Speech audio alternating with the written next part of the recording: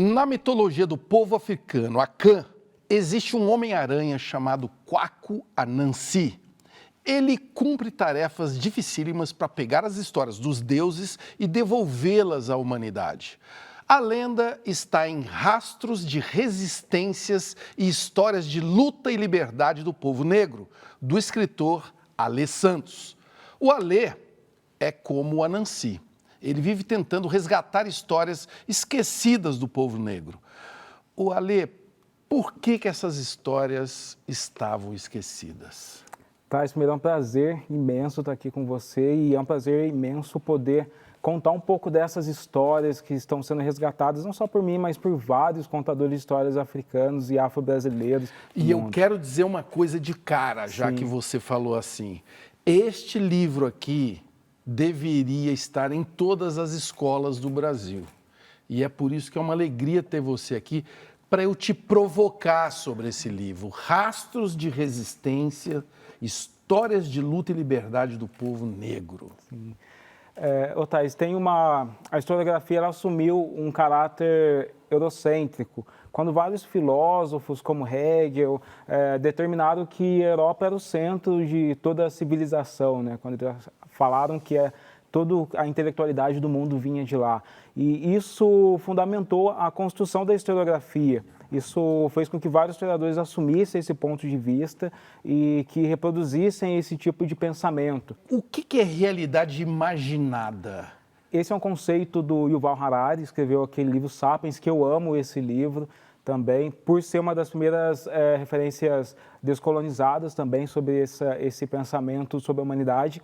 E ele fala que esse conceito representa quando várias pessoas estão imaginando junto uma narrativa. Uma narrativa que nem sempre é o que é. Nem sempre é o que é. Não precisa ser verdade, só precisa ser repetida por várias pessoas, até que se torne uma realidade imaginada. Essa realidade imaginada também ajudou a sustentar essa escravidão dos negros? Sim, porque os europeus, que quando eles colonizaram a África, eles precisavam justificar para o seu próprio povo as maldades que estavam acontecendo. Ao contrário de que muitas pessoas falavam, nem todos os europeus são maus, mas eles precisavam justificar. Para isso, eles construíram ideologias que mostrassem para as pessoas de que os negros eram inferiores, construir o racismo em si. Os negros aceitavam o seu destino de uma forma passiva, isso é o que a história nos conta. Mas parece que não era bem assim. Totalmente ao avesso. Na verdade, tem um médico americano que inventou uma doença que é a drapetomania, que na cabeça dele era a mania de fugir da escravidão. Olha para você ver que coisa doentia. Mas o que acontece é que os negros se revoltaram muito e fizeram várias insurgências. Só na Bahia, de 1800 a 1830, foram mais de 30, 40 insurgências, até a grande que foi a revolta dos malês. O tempo todo tinha tentativa de fuga. Você diz também que a falta de narrativas heróicas podem destruir a cabeça de um povo. Totalmente. A escravidão, ela adoeceu os negros? Quem fala sobre isso é Isildinha Batista, uma negra brasileira que é precursora da psicologia social também na América Latina. Ela fala que a escravidão, as narrativas do racismo, ela chega a ser tão mais opressor do que a própria escravidão, porque ela deixa essas marcas na nossa psique, faz com que a pessoa tenha auto-ódio, odeie quem ela é, não goste de algumas características físicas dela, ou mesmo passe a reproduzir racismo com outras pessoas negras. Você sofre com isso? Eu tento me libertar disso o tempo todo. Como? Por exemplo, eu percebia um pouco tempo atrás que eu não deixava meu cabelo crescer. E eu comecei a pensar, caramba, por que eu estou querendo me livrar de algo que é meu, que é natural, e que a gente aprende, que tem até aquela piada racista da década de 90, que cabelo de preto ou tá preso ou tá armado, e aí você começa a raspar a cabeça e você fica querendo se livrar disso, e você não deixa com que as coisas naturais do seu corpo aconteçam, sabe? Eu acho que o cabelo é uma das forças, é uma das expressões mais naturais de ver o auto-ódio, né, em todos os negros. Você resolveu o cabelo? Estou tentando resolver. Who taught you to hate the texture of your hair? Who taught you to hate the color of your skin to such extent that you bleach to get like the white man.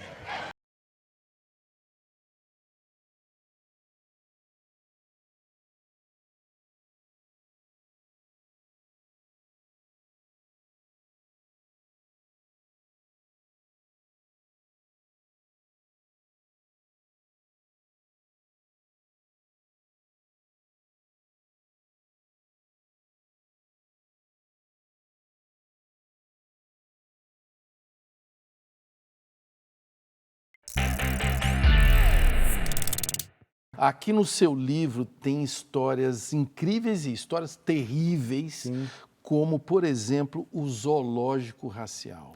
Totalmente. O que é isso? E o zoológico racial era esse hábito de pegar não só negros, né, Cristóvão Colombo foi uma das primeiras pessoas que fez isso, levou ameríndios lá para a Europa e quis evidenciar e mostrar isso para o povo que era diferente, começou a criar esses zoológicos para mostrar. Zoológico mesmo, né? Literalmente. Mesmo, literalmente o zoológico. E esse comportamento se estendeu durante um bom tempo. Até ontem, né? Eu achei um registro de 1958, 1958. em Bruxelas, numa dessas feiras universais que eles fazem, um zoológico com negros. E é para você ver o quanto o pensamento racista ele ainda é uma sombra na nossa sociedade. Isso aconteceu ontem. Não dá para imaginar que a gente estalou o dedo e de repente todo mundo se enxerga como igual. Isso deixa a marca no nosso inconsciente. Para muita gente, o Pantera Negra é o primeiro herói africano, né? No seu livro eu aprendi sobre reis, princesas, enfim, um monte de heróis negros. Por que esses caras não são ensinados nas escolas do Brasil? Tem a bibliografia que as escolas brasileiras trabalham, é muito antiga, né? Então, não só para a historiografia, mas para a ciência, tem escolas que ainda ensinam que a menor característica do mundo é uma célula, ainda não chegou no quarks, né? Tem todo um trabalho aí burocrático para mudar a educação. Tem gente achando que a Terra é plana até. Tem gente achando que a Terra é plana. E toda vez que muda um governo, muda todo esse trabalho que a gente tem perdido. Eu falei do Pantera Negra, mas para uma criança negra, qual a importância de ter um herói negro?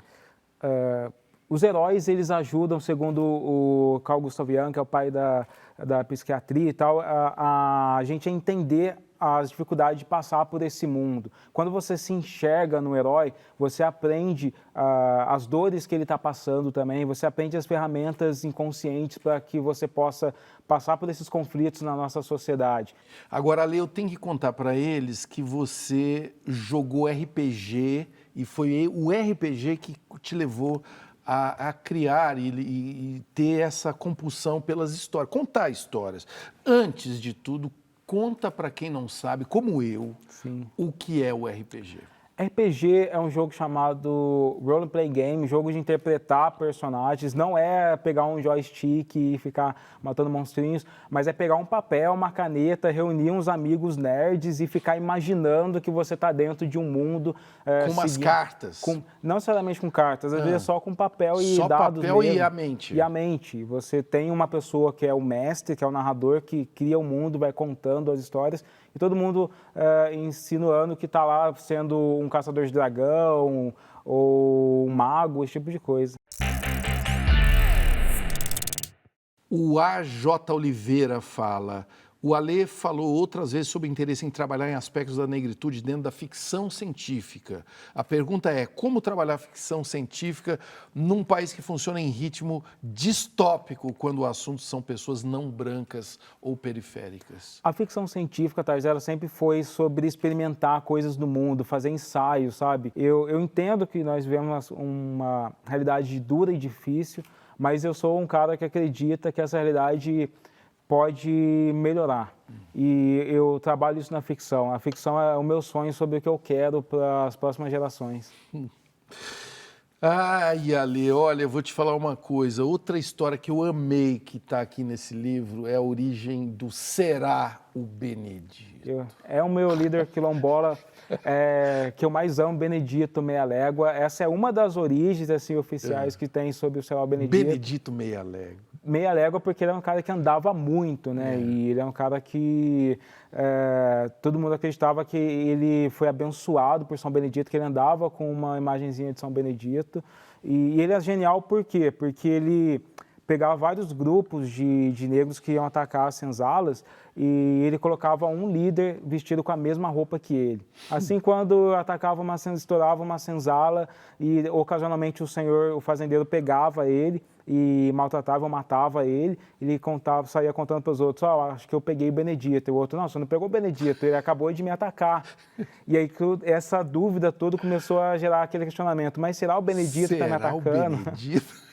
Genial, Ele é genial, né? Que cara. tática incrível. Aliás, mas será o Benedito? Esse bloco já acabou. Não é possível. É o Benedito. Passou muito rápido, mas daqui a pouco a gente volta para falar de um país que deveria ser de todos, o Brasil. Venham aí na Provoca.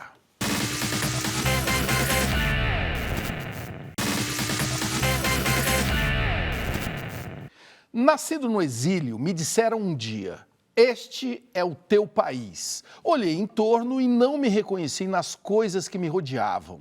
Deverei também cantar o Brasil? Provocação de Abdias Nascimento, um poeta maravilhoso, inconformado, neto de escravos.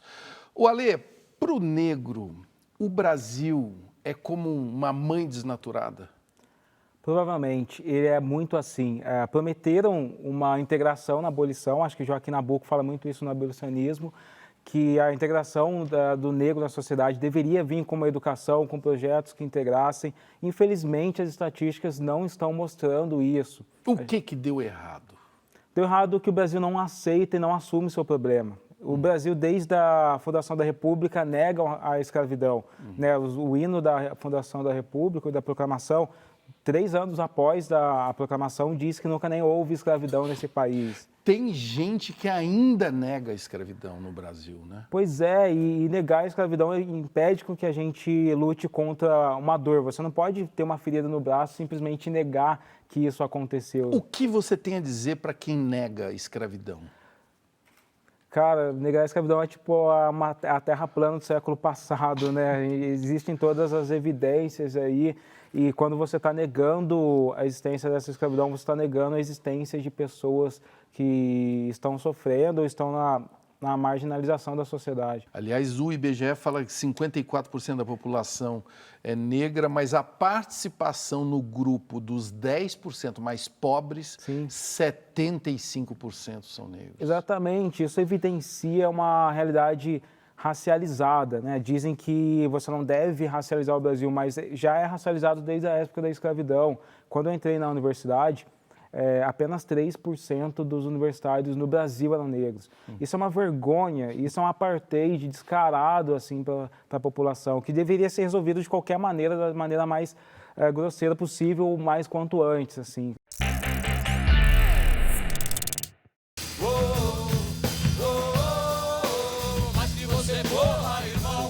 Corra, sua guerra não nem se lixar. Esse é o X da questão.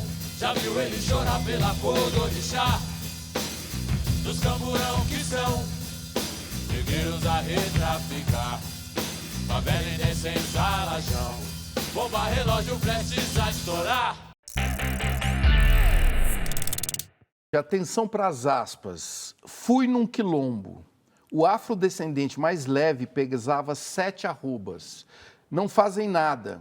E eu acho que nem para procriador ele serve mais. Sim. Eu estou falando do deputado Jair Bolsonaro em 2017 e eu te pergunto, você fica tranquilo de viver num país governado por um sujeito desse?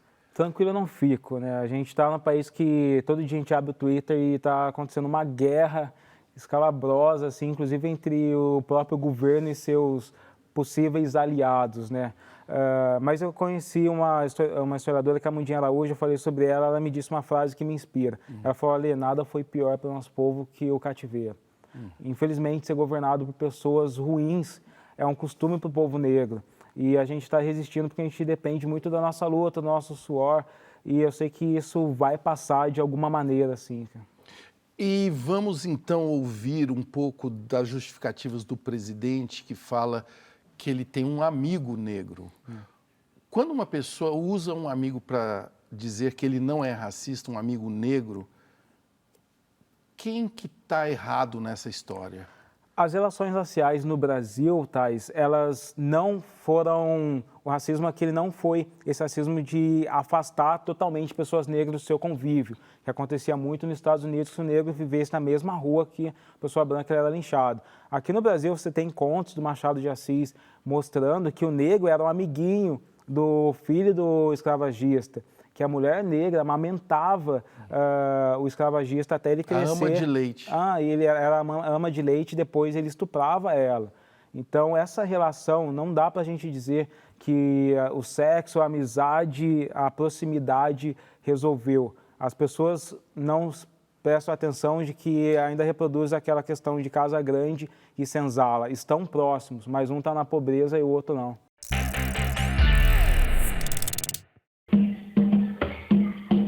Enquanto os leões não tiverem os seus próprios historiadores, a história será sempre uma versão dos caçadores. Diego Mendonça, o que Alê Santos tem a dizer para além do racismo? Isso é uma pergunta muito interessante, muito importante mesmo, porque as pessoas sempre olham para o negro e falam e colocam o racismo como a nossa pauta principal. E não é, eu também sou um cara que... Eu dou aula de gamificação, dei aula de gamificação na pós-graduação da ESPM, sou um dos caras que gamificou o maior evento de TI da América Latina, sou um cara que fala de RPG, de livros, de narrativas, de entretenimento. Eu falo de muitas coisas, é só o Diego, qualquer um me acompanhar nas redes sociais e vai ver tudo que eu falo. O Alê, no seu dia a dia, qual é a situação onde você percebe o racismo brasileiro? Principalmente no silêncio. O racismo brasileiro, ele invisibiliza o negro. E essa invisibilidade não significa que ninguém vai nos olhar, mas que as pessoas já determinaram lugares que a gente deveria estar. Empregos mais simples, empregos que são mais braçais. O que você quer dizer com invisível, de ficar em silêncio, de ficar invisível? É porque quando você invisibiliza a dor do negro, você vê a pessoa na pobreza e você não se importa. Esse não se importar é essa invisibilidade. Eu não me importo que o negro continue pobre. E a maior parte da população pobre brasileira são negras. Isso é invisibilizar a dor do negro. Né? Aliás, a população que também leva mais geral da polícia, Sim, a população que sofre mais violência. Que morre a cada 23 minutos, e também existe uma desigualdade de segurança pública brasileira imensa, né? Que você vai para os bairros mais ricos, você às vezes nem tem a presença da polícia, porque presença da polícia significa confronto, e o confronto está nas favelas, nos lugares onde tem mais presença de negros. Isso significa que o Estado falha nessa distribuição de segurança. E as pessoas se acostumam com isso. Todo negro tem que ser de esquerda? O pessoal de esquerda vai me matar por isso, né? Eu não acho que isso. Eu acho que todo mundo que diz todo negro tem que ser, deve ficar quieto, em silêncio. Assim. Deve reformular a frase. Nós ganhamos a liberdade para ser o que a gente quiser. E isso é muito paradoxal, mas se houver mais negros em todos os lados do partido, em todas as direções do Brasil, uma criança, quando ligar a TV, vai falar: eu também posso ser um político negro. E eu sei que algumas pessoas da direita alguns negros da direita negam o racismo e negam a escravidão, mas a presença deles no debate público é importante de representatividade. Eu acredito mesmo que o Brasil racialmente vai mudar quando nós ocuparmos todos os cargos. Isso também é uma utopia, Thais, acreditar, querer mais representatividade negra no Congresso, acreditar que toda ela vai vir da esquerda, né? Isso não vai acontecer. Eu não acho que todo negro deva ser nada que não quiser ser. No próximo bloco, Alexandre e eu, nós vamos partir para ação. Como encarar a barra? Se mexe aí na hashtag Provoca.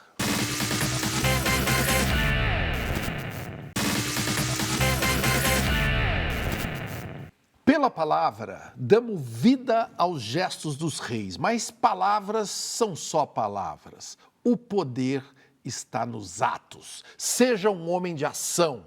Esse é o conselho de Bala Fassequer, guardião das tradições orais do Mali. O Ale, você é bom de contar história, mas o que você faz na prática para melhorar o mundo? Eu estou tentando sobreviver. É sério, isso é uma grande questão das pessoas negras, que às vezes sobreviver só de estar aqui, só de ter um espaço como esse, já muda muitas coisas. É uma assim. forma de agir. É uma forma de agir. O Abdias Nascimento, ele diz num poema, olhando no espelho, tecendo os laços firmes nos quais, ao riso alegre do novo dia, enforcaremos os usurpadores da nossa infância. É com mais violência que a gente vai resolver essa parada?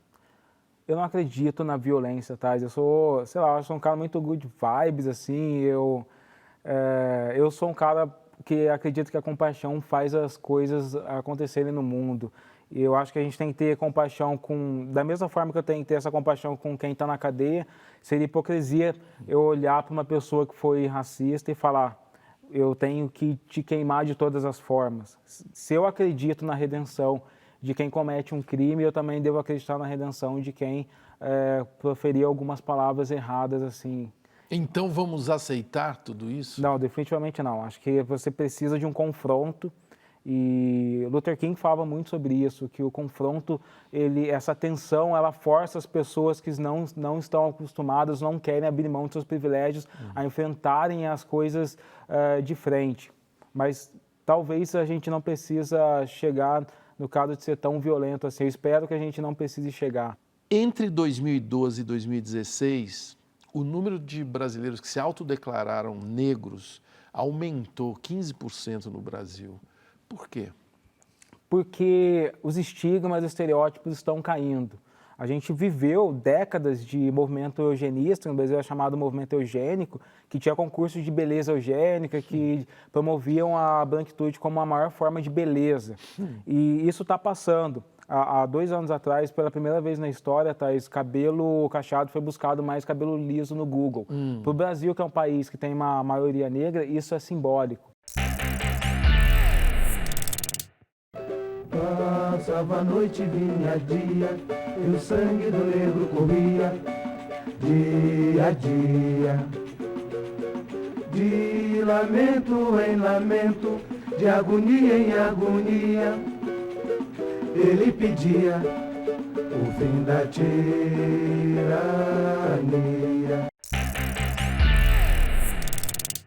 O que é consciência negra? Consciência negra é você ter a plena ideia de todo o contexto que foi vivido pela nossa ancestralidade. Ter a ideia da escravidão, conceber que a escravidão deixou marcas, criou estruturas, conceber que ainda teve um projeto de branqueamento. Eu acho que ter consciência negra é saber quem você é hoje e quem você foi no passado. Então não é só um feriado, é bom deixar isso muito claro. Não é um feriado. Feriados são bons, mas a consciência negra é sobre... É toda hora, né? Toda hora. Eu quero falar de um contador de histórias, nascido em Taubaté, Monteiro Lobato. Todos nós crescemos lendo Monteiro Lobato. Eu comecei a ler com Monteiro Lobato.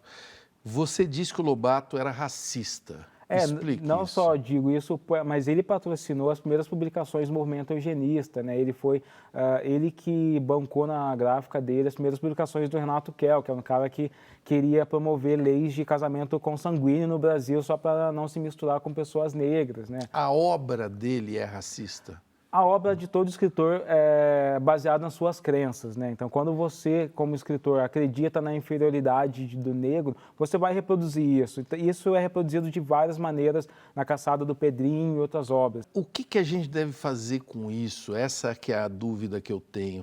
Se você pegar qualquer autor antes da década de 60, você vai encontrar racismo. A gente tem que deletar esses autores? Eu acredito que a gente deva entender quem eles são.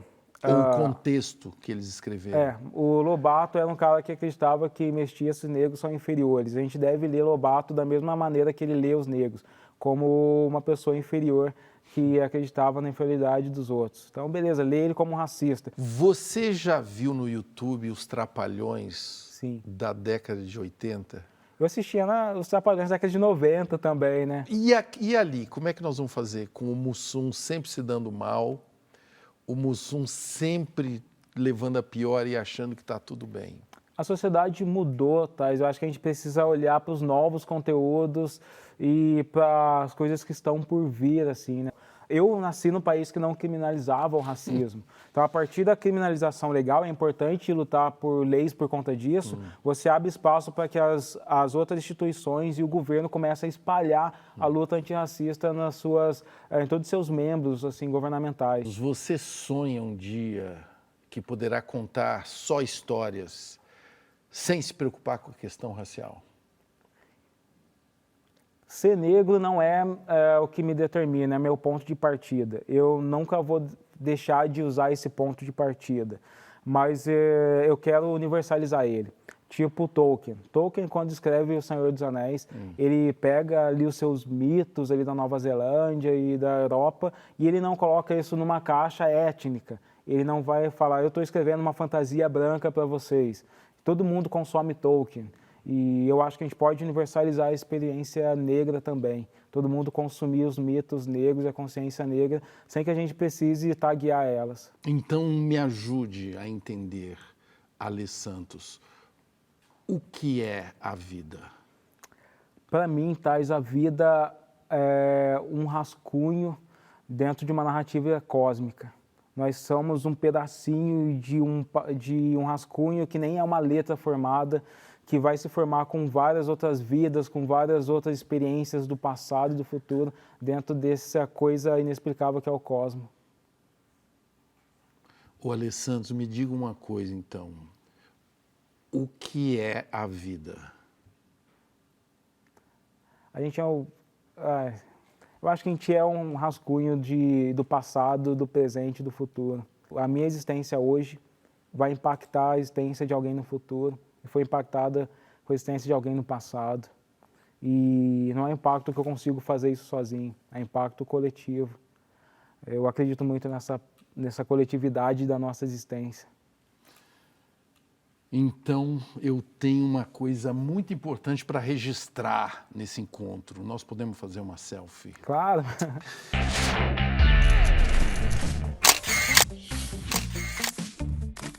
Curtiu?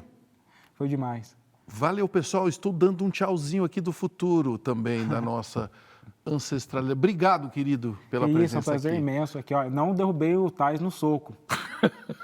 Mas poderia, se quisesse. Isso. Eu sou o cara Sobrevivi, valeu. E viva a consciência negra e que ela não fique apenas nessa semana. Quer um último recado aqui? Viva a consciência negra, viva a experiência de vida negra e que viva a nossa sociedade multirracial democrática.